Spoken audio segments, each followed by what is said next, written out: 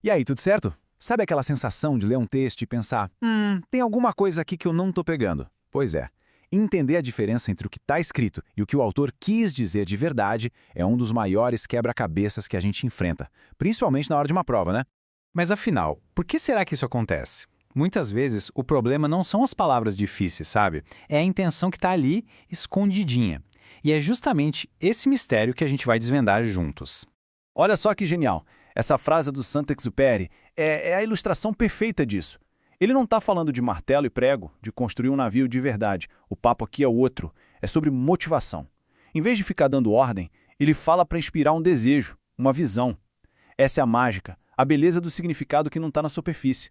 Olha só que genial essa frase do Saint-Exupéry. É a ilustração perfeita disso. Ele não está falando de martelo e prego, de construir um navio de verdade. O papo aqui é o outro. É sobre motivação.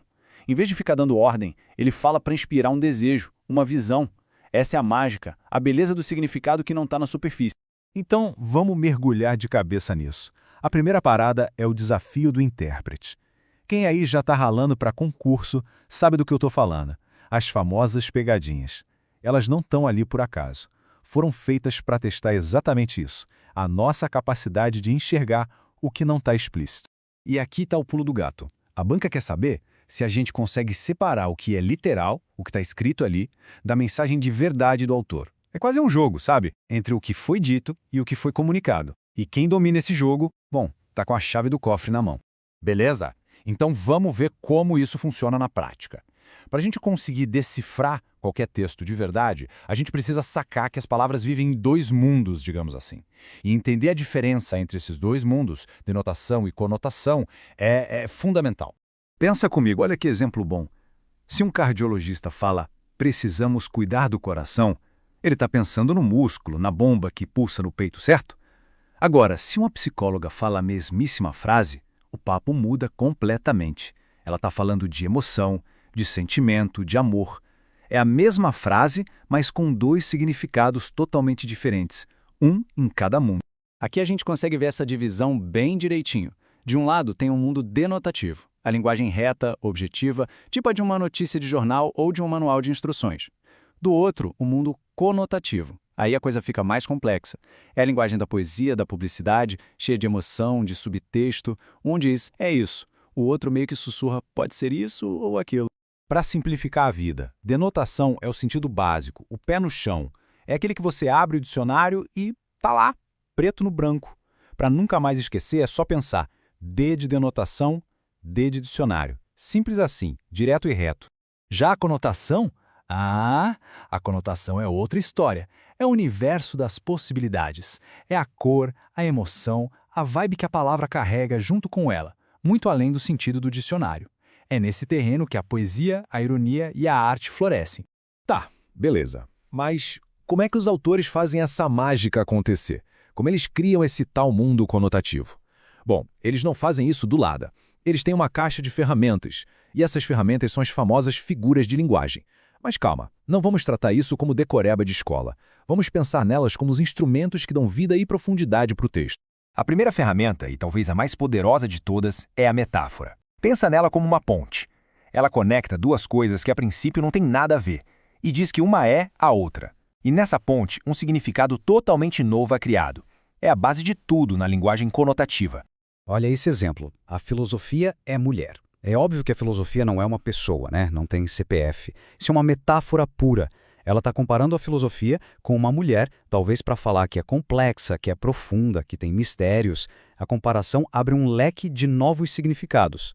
Outra ferramenta incrível é a hipérbole. A hipérbole nada mais é do que o bom e velho exagero. Mas é um exagero com propósito, sabe? É quando a gente aumenta as coisas de forma absurda para dar mais ênfase, para causar aquele impacto. Tipo aqui, ó.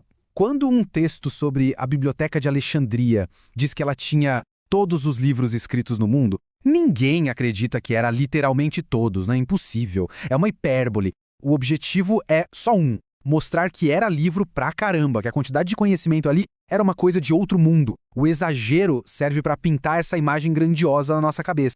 Agora vamos para uma ferramenta um pouco mais sutil, a metonímia. Ela é tipo uma troca inteligente. Você troca uma palavra por outra que tem uma relação muito próxima com ela. O jeito mais comum de fazer isso é usar a parte de alguma coisa para falar do todo.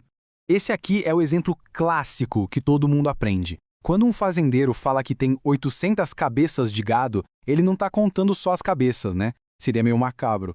A cabeça, que é a parte, está ali representando o boi inteiro, o todo. É só um jeito mais rápido e comum de falar. Mas não adianta nada a gente conhecer todas as ferramentas se a gente esquecer da peça final. E talvez a mais importante de todas. Muitas vezes, o significado não está só no texto. Ele está do lado de fora, está no mundo. A gente precisa falar sobre o poder do contexto.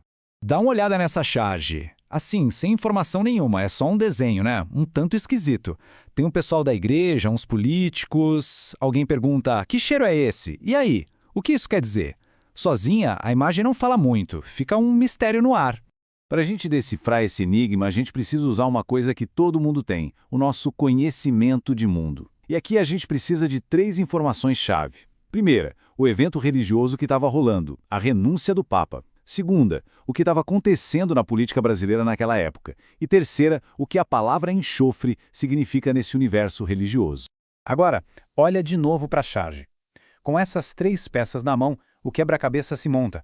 A imagem se transforma completamente. Não é mais só um desenho, vira uma crítica política super afiada. O chargista usou o evento da igreja para cutucar a política do Brasil. Aquele cheiro de enxofre vira uma metáfora poderosa para a corrupção. Fica muito claro. Sem contexto, a gente fica perdido. Bom, a gente está chegando no final da nossa jornada por hoje. E a ideia aqui nunca foi só decorar uma lista de nomes, de termos técnicos. O objetivo é construir um kit de ferramentas mentais, sabe? Para a gente se tornar leitores mais atentos e mais críticos. Então, para resumir, qual é o segredo para interpretar bem um texto? São 3 chaves. Chave número 1, se perguntar se a linguagem ali é literal ou figurada. É denotação ou conotação? Chave número 2, procurar as ferramentas que o escritor usou. Tem metáfora, tem hipérbole. E a chave número 3, a mestra, ativar o conhecimento de mundo para ligar todos os pontos. É isso. E vale lembrar sempre, essa habilidade não serve só para passar em prova. Isso é para a vida. A gente vive num mundo bombardeado de informação, de notícia, de publicidade. Saber ler nas entrelinhas não é luxo, é uma ferramenta essencial de sobrevivência intelectual. Então, fica aí a reflexão. Com essas chaves na mão, que novos segredos os textos ao nosso redor podem revelar? De que outra forma o mundo pode ser lido a partir de agora?